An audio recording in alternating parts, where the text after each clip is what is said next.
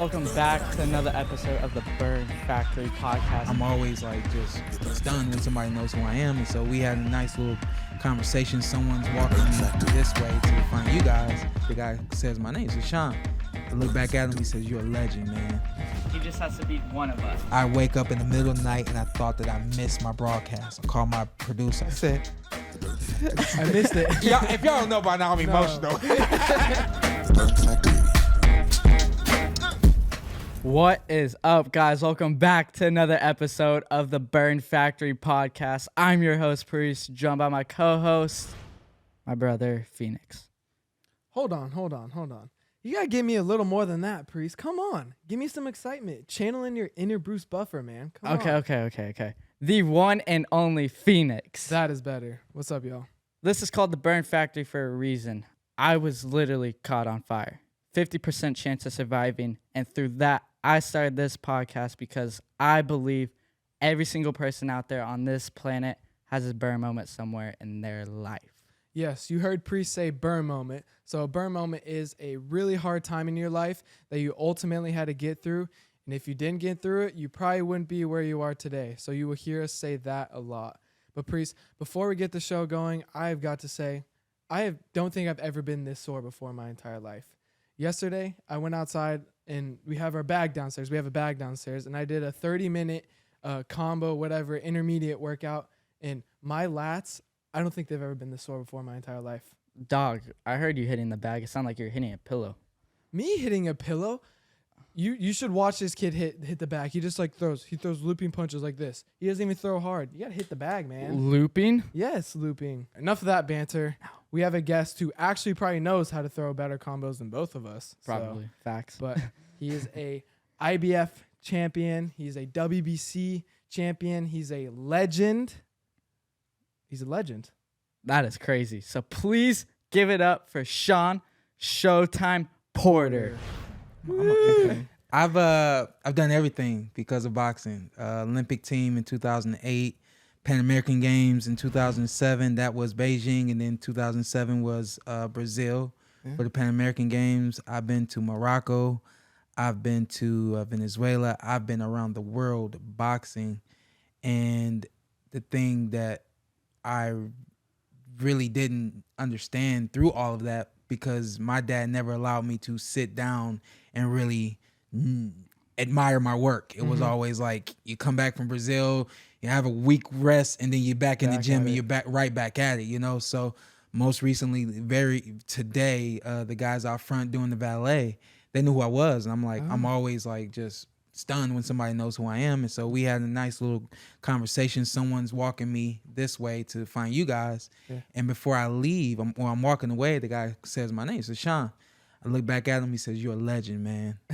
And it blows my mind. And that's kind of been the most consistent thing that I'm hearing from people nowadays, is that I'm a legend. Yeah. You know, so I could not allow that moment to go by without me saying. But I also had to give the story for it sounds like he thinks he's a legend. Like, no, other people think I'm a legend. You know. Yeah. At what point did you just sit back and you're like, wow, I did all that? It's been super hard to do it. I've been retired for a whole year. Yeah. And I still haven't just straight up done that, you know. And I think probably because I'm still really, I'm ambitious and I'm working on a whole lot of different things. And so I really haven't had time to really just sit back and reflect on my boxing career. So what I've kind of been doing recently is, you know, people are surprised to hear that I'm retired. I look young. I look very healthy, blah, blah, blah, still blah, blah. Jacked. Yeah, better believe it. And I just tell them, you know, 13 years as an amateur, 13 years as a pro, you do the math, I'm done, you know. So I think when I do the math, 26 years, it kind of encompasses everything that I've done, you know. I actually saw on amateur rankings and stuff. I saw you did over 200 amateur fights. Yeah, that's ridiculous. I did closer to 300, but not quite 300 amateur fights. Like more than 250, but less than 300. And still a lot. Yeah. Well, when you're 8 years old, and what we do in amateur boxing, I'm not sure how it is in golf, but we do a state tournament. That's just kind of the local thing.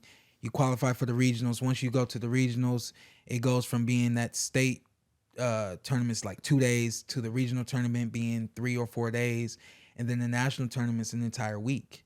And so you have an opportunity in one tournament that lasts about 3 months. You get 6 days. You get 8 to 10 fights in 3 months. That's for sure hard on the body, As a right? kid, it's not. As a kid, Really? it's just like As a kid, it's just it's much different from being a professional, going 12 rounds, having to train for a 12-round fight, and then try to get right back in the ring. Much harder to do it as a professional. Mm-hmm. I bet it's easier to like fathom the losses though, because you're right back at it. So if you do lose, like you have something already to look forward. Yeah. But being as a professional, you got 6-8 months until your next fight to get that back. So was that a lot easier? I mean, I think it's weird because in the amateur system, you're right. You get so many losses. You had the losses where you're like, there's no way I lost that fight. You had the losses where you perform bad, and then you just everything in between that. You know what I mean? So I think early on as an amateur, I learned that losing happens, and it's funny because my dad's my coach. You guys know that. And so it was like early as a kid, it was like losing was disappointing your dad. And it was like you had to get your hand raised because if not, the tears were just flowing out, And once you realize that dad isn't mad, dad isn't upset, then it becomes like a personal thing. So like now you're crying. It's like I went so many years where like I had to have my hand raised because if not, I just was going to lose it, right? I'll never forget, I was at a national tournament. I was probably 14 years old, and I didn't fight good or well, however you say. I don't know how you say it. I've Cleveland English, right? Northeast. So I fought well, but I knew that I might lose the fight, right? So, of course, I lose the fight. As soon as I lose the fight, I'm thinking to myself, don't cry. It's going to be okay. Don't cry. It's going to be okay. Don't cry, right? My dad, I get out of the ring and, we walk to the back room. As soon as we walk to the back room, I don't know if I had not looked at my dad that whole time or what, but as soon as I looked at 14 years old, as soon as I looked at my dad, I was just like, boom, everything just comes down. He's like, why are you crying? You know what I mean? I think he thought that I had like matured past that, but yeah, you're right. As a professional, it's kind of, you learn that this is what I learned. The first draw that I had, I thought it was a loss. My dad's like, hey, you got to draw. It wasn't a loss. I was literally depressed. This as an amateur? This was as a pro. Oh, pro, okay. As a pro, I was straight depressed. Yeah. And my dad was like, it was a draw. It wasn't a loss. You can't treat it like a loss. You can come back from that. Everything's going to be okay. Go hang out with your friends. Get out of this room. Yeah. It's like, stop sitting in it, And once I was able to kind of move past the draw, once I had my first loss, and especially when I knew everything that I had done wrong, it was much easier as a grown man to accept defeat and know what I needed to do to come back from it. Mm-hmm. And then from there, it just kind of became this thing where it was like, hey, this is your life. You're putting your life on the line. If the people who are judging for you don't respect what you did in the night, as long as the family and the team knew that you did everything you could do, the money's there. The fans are still there. Just live your life, you know. So, would you consider that first loss a burn moment? The first loss was indeed a burn moment. And it was a burn moment because before I had even left the ring, I knew everything that I did wrong. Yeah. And people have asked me about if I rematched the guy that I had fought, how do I think that fight would have gone? It's a completely different fight. Yeah. I said I actually knew in the moment. You guys ever do something, in the moment, like, I'm gonna do it anyway. I know what's happening, but I'm doing it anyway. It was one of those things. Yeah. It just was, things didn't click. I knew exactly why they didn't click. Yeah. I've always wondered that about fights, because like a fighter would get interviewed after, like, do you think they won? And they're like, I don't really know, because you like go to this like mental place. But it's like when you fought, did you instantly know that you lost or you won, or how does it kind of like work out? This is how I explain that fight. You had it was like 50% of the people thought I lost, 50% of the people thought I was a draw. 50% of the people thought I won. 40% of the people thought I had a draw. Mm-hmm. And then there was, that 10% that were like, yeah, you lost that fight. My thing was, when you're not used to getting hit, you're not used to things going your way, immediately you already feel defeated, So I got hit more than probably ever, and things had not gone my way, like since I was a kid, since I was a teenager. And so, yeah, immediately I thought I lost the fight. You go and you take a look at the statistics and all those things all lean my way. But for me, I was like, yeah, I lost that. You know? And that's how I am too. You know, I'm it's very easy for me to accept my truths, you know? Mhm. Yeah. But all right. Well, on this show, we do use the acronym BURN. So each letter like determines another part in your life. So we're gonna start with B. B stands for beginning. Yeah. I mumbled that, beginning. Brain So- burn moment right there. That is a brain burn moment. Beginning. So take me back to the beginning of your life, your childhood. What was it like? Was there some significant burn moments that happened to you? Huh. I think so, actually. Yeah. I 2-parent household, so my mom had her place, my dad had his place, and my dad started training myself and my brothers. I was 4, 5, and 6 were our ages, and so by the time I was 8 years old, my dad had gotten the heavy bag hung up in the garage, and he had bought us gloves and stuff like that to start really training for it with, and the boots and the uniform and all that, so that we could actually fight. And at this point in time, I was actually living with my mom. My dad calls in, and he would call and check on us every day. Did you hit the bag? And he had actually like determined this little route for us to run. I'm 8 years old. You want me to go out and jog? Yeah. Like I'm I don't know. Like who do you think I am? You know. Yeah. But that's how my dad's brain worked. My dad brain works, and he's always stay prepared. And for an 8-year-old, it's just different, but it's proven to work because that's how I am now. I always stay prepared. Well, anyway, so he takes us around the block and shows us this run, my brother and I. And we did that run one time. Go out for the run, and we get around the block. And at this point in time, we are 8 and 9 or 9 and 10 at the most. And some kids not much older than us. Mm-hmm. But my brother and I, we're a little more, reserved, and we were definitely just kind of like that. We aren't, outlandish. We'll beat you up, anything like that. We've trained our entire lives, but that's not that's not our mentality. Mm-hmm. So we run around the block, and these guys are like, "Hey, what are y'all doing?" And we like, "Oh God," like I'll never forget. I will never forget. So we're like, and we're jogging slow. I mean, we're kids, so we're like, "Oh, we're jogging." Duh. What you jogging for? So, "Oh, we box." Oops. Me now would have never said that, because I didn't know at that point in time. So, "Oh, you box?" Like, "Yeah, we box." "Come box me." And my brother and I, we looked at each other, was like, "No." And we just kept jogging. They're coming down their steps, and we start to pick up our speed. And that was the first and last time we did that run. We went a long time lying to my dad that we did that run. We didn't want him to know that situation had happened. We didn't want him to know, but we didn't want him to know that we weren't doing what we needed to do. Yeah. Why that's a burn moment is because I started to understand that you just had to do what you have to do in life, And I don't know when that really clicked for me, but I'll never forget that moment, because that was a moment where I realized somebody else was preventing me from doing what I needed to do in order to be successful. Mm-hmm. And that's something I just don't stand for nowadays, Burn moment. That's good you learned that early. Yeah. Because every day you have people trying to knock you down and take what's yours, and you learn that at an early age. Especially nowadays too. Yeah. Like social media. Yeah. Social media is so bad. If I had done that nowadays and they found me on social media, it's a wrap. You know what I mean? Yeah. And people are so comfortable just to say something behind their phone. Yeah. Instead, they like, it's not like how you used to, where you would say something to someone's face. They would never say that to your face. Yeah. It's all over text, Instagram, all over all that stuff, and no one does a thing. Yeah. I get a lot of people. I'm 35 years old. I get a lot of people that say I inspire them, I motivate them, and it's everything that is my purpose in life. Is to motivate, teach, inspire, all of those things. Mm-hmm. And so people look at me at 35, they say, "Well, how did you get like this?" I've had experiences. An experience at 8 or 9 years old has really helped groom me into becoming who I am now, Mm-hmm. And at a young age, you knew that, like, you're a fighter, but you only use that really for worst case scenario. Yeah. Like growing up, we did judo, but my dad always taught us, like, you don't go around with a chip on your shoulder because you did judo, you did this. Like, you just use it when you have to. That was my dad's thing. My dad's thing was, you don't fight. Like, this is something we do, in the gym when you're in the actual match. You don't fight outside of this, you know. So my dad did it all right, you know. Yeah, really. Yeah, he What- did it all right. Would he ever get mad at you, like if you did like fight someone outside of the cage? Till this day, Or the he ring.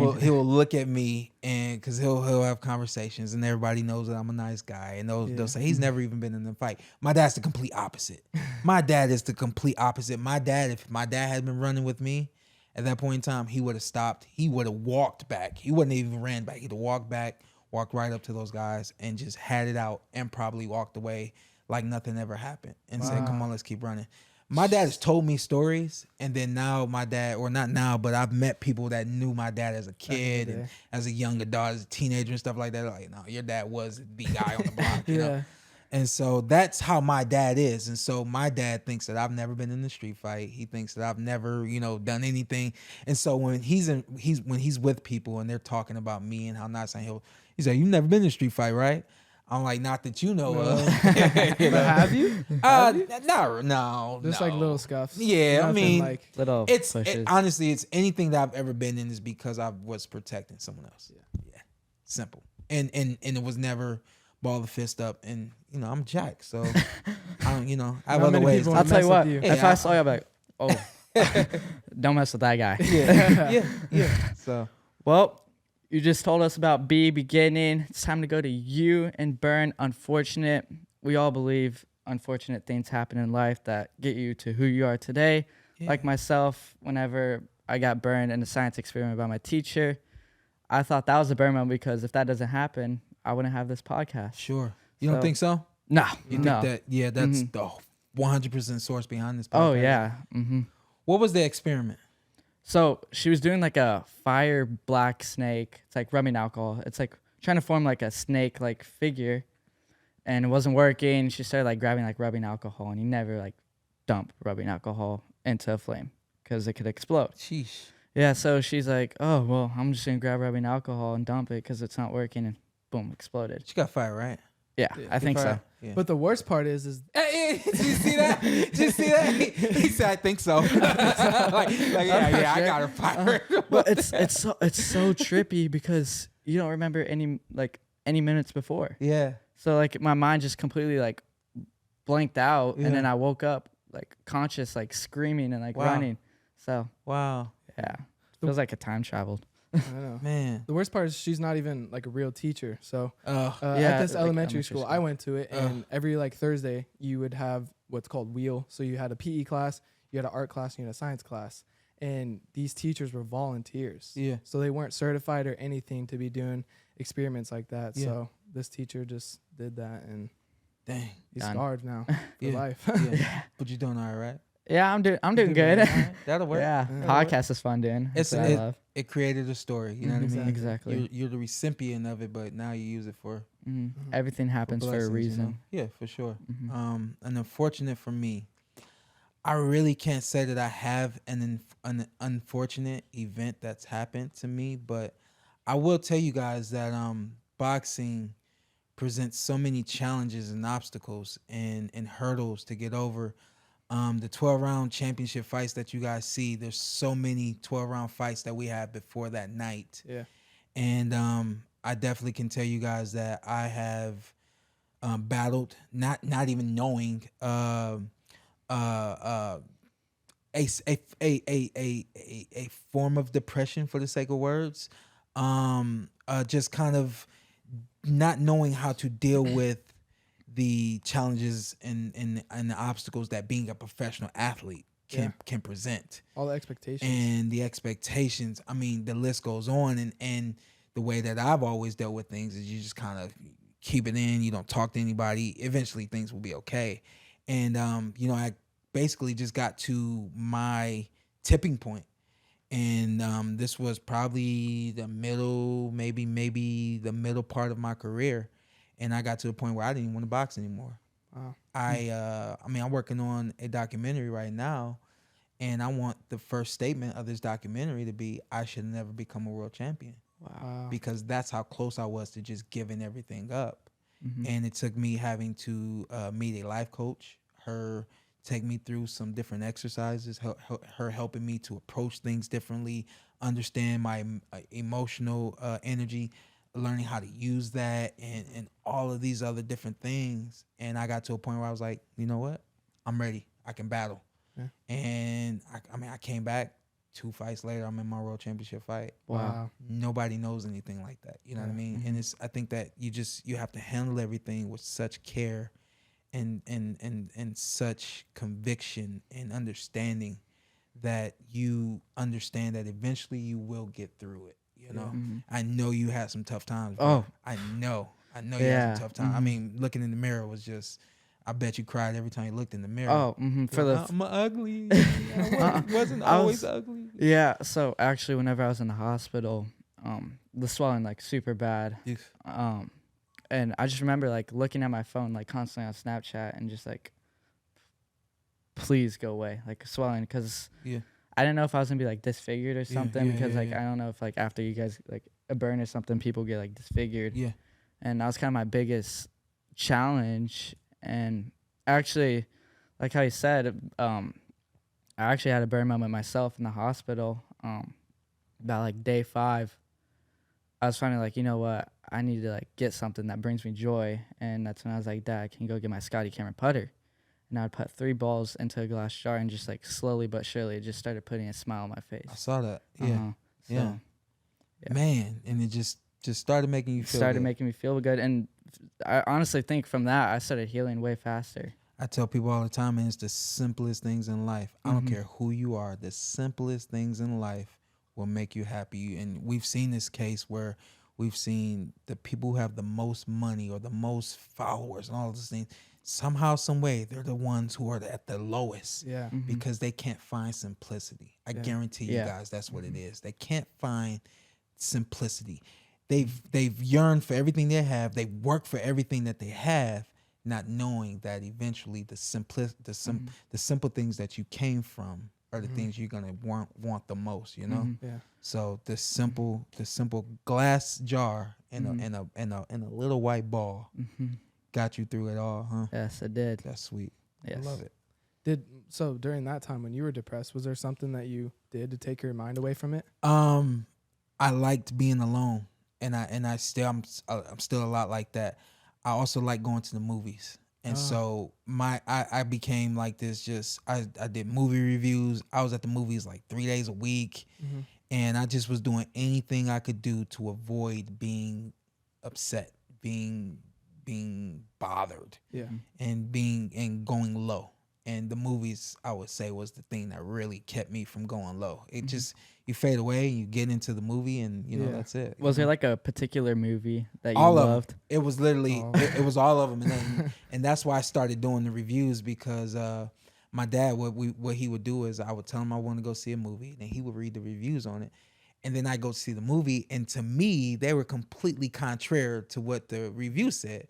I said, you know what? These people don't know what they're talking about. So I'm going to start doing my own reviews.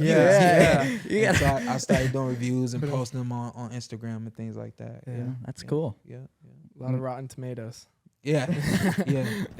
This portion of the Burn Factory podcast is sponsored by Phoenix Salon Suites. Please visit Phoenix Salon Suites at PHENIX Salons SALON Suites SUITES.com to find one near you. All right, yeah. Unfortunate stuff just always happens in life, and you battle depression, and I feel like a lot of fighters do that. You see it now when people retire. Yeah. But let's move on to something a little more happy. R stands for ridiculous. So you've had tons of fights. You've probably had many encounters with fans. Oh, man. Was there a ridiculous fan question? Like, did you have like a ridiculous burn moment that happened to you during your career? I've had a lot going on in my life.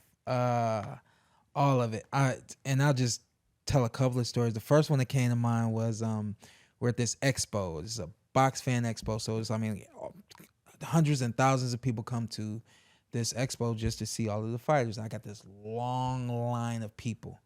And just a blessing for me. I always have a long line of people, which is I love it. You know what I mean? Yeah. And so people see what I do with the people in front of them, and they may want some of it. You know what I mean? So I play with the kids, and I pick them up, and just all these different types of things. And now I find myself doing face-offs with them. Okay. So this guy comes up. He says, "Let's do a face-off." Right? So we're facing off, and cold. I get cold just like that with everybody. I don't care who you are. Like, could be a little kid. I get cold with you, right? I'm cold with him, and he's cold back with me, and then he goes like that at me. So like my heart starts pounding because it wasn't pounding because he was gonna do something. It was pounding because I didn't know. Right after he does that, what's the next moment? What's the next move? And so I said, man, you gotta go. I said, have a good day. He left. I yelled all the way down my line. Said, no more face-offs. Because I don't want that situation to happen again. People just get really excited. Kind of is what it is. And they want to test you. It is what it is. But I didn't like that. And so now I just kind of read the room. If somebody wants to do a face-off, it depends on, how I feel their energy is. You know what I mean? Gosh, it just shows you how strong your mind is. Like if Phoenix flinched at me, I would just right upside the head. It's just instinct. It's instincts. Well, yeah, I mean, and I know who I am. So I know that this goes bad. Everybody sees what goes bad, and it just kind of can be what it is. And so I was telling my wife last night. I think very, very quickly, and I have my brain runs really, really quickly, and I can have, and my instincts are really, really, I have really good instincts. And so we're talking on our way to the airport yesterday, and we're having a great time, great conversation, and all that, and somebody just no blinker just starts to come over. I'm just talking to her, and I slowly just move my car. She's like, "Oh my god!" And then I let them go by, and she's just like kind of in awe at how I handled the moment. I'm just not a very anxious, nervous person at all, and most people would, all that. I just, slowly just kind of do my thing. It's just how I am, You gotta be calm in like high pressure situations. Yeah, that's probably what fighting taught you. Like you're in a danger zone for 36 minutes. Being able to just maneuver through. I think this one's ridiculous, talking about going back to the movie thing. So I went to a WBC convention. It was in Acapulco, Mexico. I called down Black Panther 2 is coming out. And I have to, in order to do my review, I have to see it first. I have to give you guys a reason to read my review, And so I was like, I got to see this movie in Mexico. So I called down and said, hey, Black Panther's coming out. Find a movie theater that's showing it in English, please. Oh, okay. They found a theater for me to go to, and I took Hall of Famer boxer Riddick Bowe with me, and we enjoyed that film. Man, I think that's pretty cool to be in Mexico and find a movie theater that's showing something in English just for me to be able to do what I love to do. Yeah, exactly. Yeah.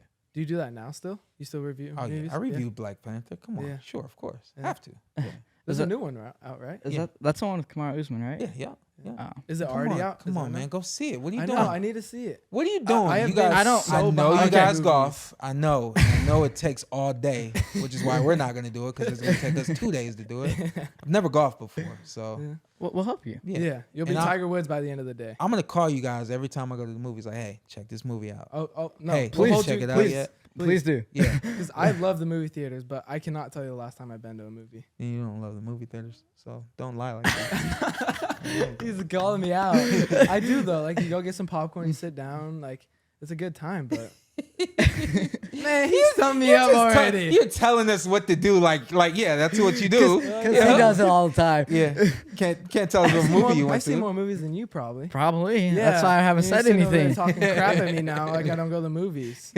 But there's nothing better than eating a bag of M&Ms and watching a movie. This is the guy right here. All right. M&Ms. You gotta get the peanut ones. Peanut M&Ms. That's why he's in the middle. Yeah. Okay. Peanut. He's where are my peanut lovers out there? Peanut None. M&Ms, no one. It's superb. I do. I like the peanut. Nah. They came out with ones that came back. Came back? Yeah. So am I still behind him now? You should recovery. No, you're still behind him. So you still Okay, let me give you this. There's new M&Ms. They have peanut butter inside of them. Not a peanut. It's just peanut butter. That's not new, man. You just way. I just had it. I'm about to get up and leave with what you just said, man. In the orange wrapper, you talking about the ones in the orange wrapper? I have no idea. My dad has little bar snacks downstairs, and one time he had them, and I was like, damn. You get birth to this? Haters. It's just embarrassing yourself, man. I can't believe he's the older one too. I can't. This is unreal. All right, I'm done. I feel bad. I feel so sad right now, man. You guys can do your own podcast. All right. You pulled me down, so bring me back up, man. Let's get to the end. All right. Well, we'll end on that note. It's time to go to and multiple parts. It's now and next. Any burn moments coming up, or what's Yeah, now man. or next, or I'm doing it all. I retired at 35. Everybody's like, yo, you got so much more to do. I probably could. There's definitely some things going on that people don't know about yet. And, I think if they knew about it, they might have more respect for me as a fighter. You know what I mean? But I put off being an actor. I'm trying to get in Hollywood now. I put that off for a long time to continue to box. I have a life coaching certification because my life coach, she took me through it. I feel like it got me to where I am now. And so I'm like, I called her like, hey, how can I do for other people what you did for me? She's like, I can certify you, So I'm certified to do that. Amateurboxingchampions.com, ABC. Check it out. We Say it just again. changed the website, actually, abchamps.com. I just started this platform for amateur boxing. I'm going down next week. Why I couldn't get with you guys next week. I'll be at the national tournament. We'll be broadcasting semifinals and finals of the national events on my platform so that everybody can see who's coming next. You guys know Gervonta Davis. Yeah, Tank Davis. You know Ryan Garcia. You know Shakur Stevenson. You know Devin Haney. You know people never saw Deontay Wilder before he started knocking people out in the pros. Now you guys will have an opportunity to see what's coming next to the professional ranks based on what I experienced in the amateurs. Everybody who's a champion now came up with me through the amateur program. We were winning championships together. We went to Beijing to the Olympic Games together. We went to Venezuela together, and the list goes on, So I'm giving people an opportunity to see that. We're going to start here in the United States, of course. I expect this platform to be international by next year. Wow. Probably summer. Congrats on that. Where's congrats. So it's the first event? This is the first event that we're putting on the platform. Where's it at? The national championships are down in Lubbock, Texas. They're next week. Yes, sir. Yes, sir. And the reason why we're doing the semifinals and the finals, Terrence Crawford, placed, I believe, 4th at the Olympic trials, which would mean he lost in the semifinals. Yeah. But he's a 3-division world champion. Yeah. So you can find a champion in the amateur ranks that may not be the Olympian. So I said, you know what, let's go as deep as the semifinals and show everyone how great those matchups are. And then the finals are always great matchups, Yeah. Going back to like the Olympics, and you said going to Beijing and stuff like that, if I'm not mistaken, you do broadcast. You broadcasted the 2020. I did, man. Boxing Olympics. How was that? It was amazing. I had an opportunity really quickly. I had an opportunity with NBC to broadcast some professional boxing. Ring City Promotions was doing this, and they hired me to do their broadcasting. Our first event, after our first event, I was told, hey, there might be an opportunity for you with the Olympic Games. You did that. You did very well with that. Yeah. We have 3 more events. Let's see what we can do about getting you in touch with the NBC Olympic. NBC Olympics is the network or the brand or whatever. They sure enough, after the 4th event, we're on our little break, and I got a call from NBC Olympics that they wanted me to do the Summer Games. Wow. And what we did so was cool. the craziest thing. So the games were in Tokyo, I believe, and I broadcast from Stamford, Connecticut. Wow. For about 3 weeks. I was gone for about 3 weeks, getting up when the sun's going down. Yeah, the time and difference. coming out of the broadcasting and all that, and the sun's coming up. I mean, it was just amazing and crazy at the same time. How long were you broadcasting for? Like, what was the typical hours? It was cool because I had a very experienced producer, and he said, we're not going to broadcast every fight. Doesn't make sense. Every fight's not even going to get on TV. Why would we waste our time doing that? So what they did, and I let them do their thing, and they did an amazing job. They picked certain fights for us to broadcast. And then what they started to do was communicate with the Olympic Committee to find out what fights. This is the fights we picked. Out of these, which ones do you want us to do? Yeah. And so, I mean, oh my God, they eliminated us from doing like 30 fights in the morning and 30 fights in the afternoon, 60 fights in one day. They eliminated all of that. And now we went from doing like 60 fights to doing 10 fights. And then as the tournament goes on, we went from doing 10 to doing 4. And then, the main events we did all of the main events. But the hours were kind of weird, and there was no telling when One night, I wake up in the middle of the night and I thought that I missed my broadcast. I called my producer. I said, I'm sorry. He says, what's going on? He said, what's going on? I said, I missed it. if y'all don't know by now, I'm emotional. If y'all don't know by now, I was like, I feel like I let everybody down. So what are you talking about, Shawn? I said, you guys, I missed the broadcast, didn't I? Well, what time is it? He says, no, you didn't miss the broadcast. Are you sure, man?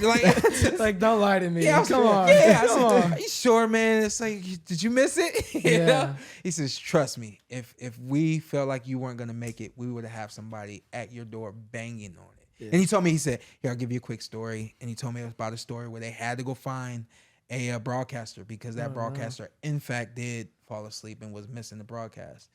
He said, man, get you some rest or get up and do whatever you need to do. You still got some more time. Yeah. He said, these times are really killing you, aren't they? Yeah. I said, yeah, I'm a little kid out here. You know? I just want to go home. So what is the time difference in Beijing? Is it like I don't remember. It was Tokyo. I don't remember what the time difference has to be was. At least 8 hours. We went to London back in July. Yeah, it's like 8-hour difference. Yeah, but I thought I got shot. I'm not even joking. I got in the car and I was like, oh yeah, I'm feeling pretty good. Doom. Out. And it took me like 4 days to recover at least. I took 2 quick stories real quick. All right. So going to Morocco for under 19 world championships, I was 18 years old and it's jet lag like I had never experienced before, of course. I get to my room and I fall asleep. I wake up and I'm staring at the ceiling and I do not know where I am. I stared at the ceiling for probably 3 to 5 minutes, just like running through my mind. Where the heck am I? I have no clue where I'm at. Eventually, I'm like, I'm in Morocco. I got to get up and work out. And I went and grabbed my clothes and everything. And I just ran out, darted out the door and come to find out everybody else had like overslept and we all had missed our workout and all those kinds of things. Leaving Morocco. We all went out the last night. We're at this nightclub and we're dancing, having fun, all those kinds of things, and stayed up the entire night. I'm at the airport where all of these other countries, I think 60 other countries showed up, all boxers. We're all in line going through to get our tickets and all that kind of. I cannot stand up. I have my head on I just could not stand up. It was the worst feeling of my life. I'm like, my legs are buckling and I'm dying. Meanwhile, England, Russia, all these everybody's looking at me and just laughing at me. Most embarrassing moment of my life because I couldn't stand up because I hadn't slept all night, you know. So, moral of the story: get your rest. Yeah, get your rest. It's a long flight back though. Yeah, so you just got to. I love the international flights.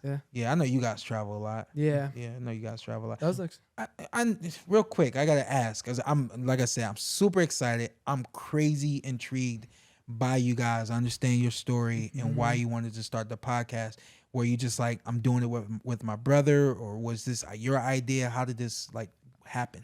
So I'm actually going to kind of relate this to you. I noticed that you like to be different in terms of fashion. I like to be different, man. So all these other like podcasts out here don't really have like, I mean, they have like a brother, but like occasionally like they'll be on and off and stuff. But I was like, why not be different and have like 2 brothers kind of the same age? Yeah.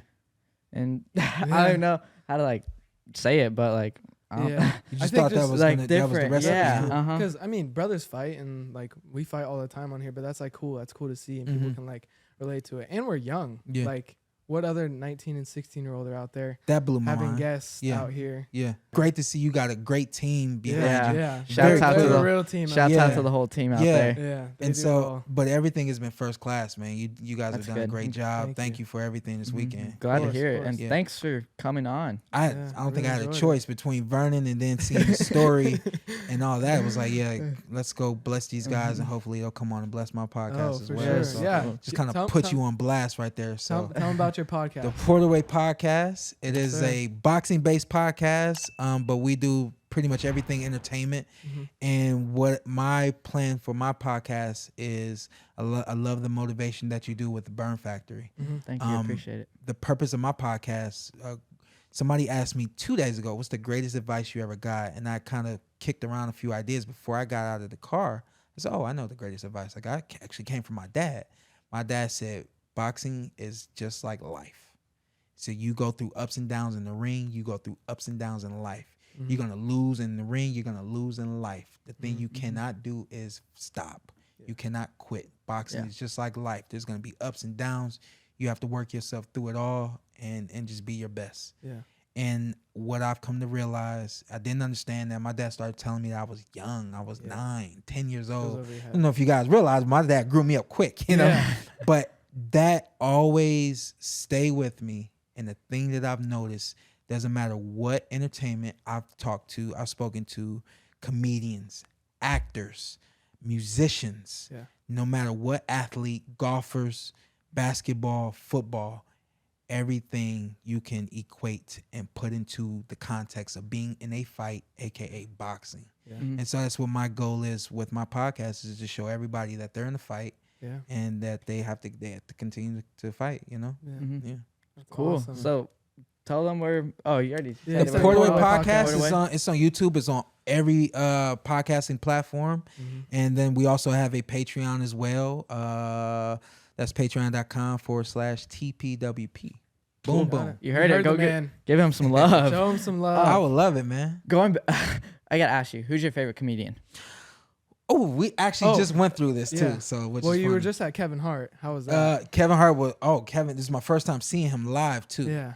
And so he was fantastic. Yeah. Just straight fantastic. He was here. I wanted to go, but I think you had to be 21. Okay. I think so. Makes so sense. I was so mad. Makes I was sense. like, He's- damn, he's- I've always wanted to see him. Yeah, he's I a love little Mike rougher Epps, than Mike you Epps know. too, though. You like Mike Epps? I love Mike Epps. I used to watch his stuff on Netflix all the time. I like Kevin All his- Hart. I really like I like all those guys. Russell Peters, Cedric the Entertainer, Steve Harvey, all of the old school greats. Eddie Murphy, of Yeah. course, you know.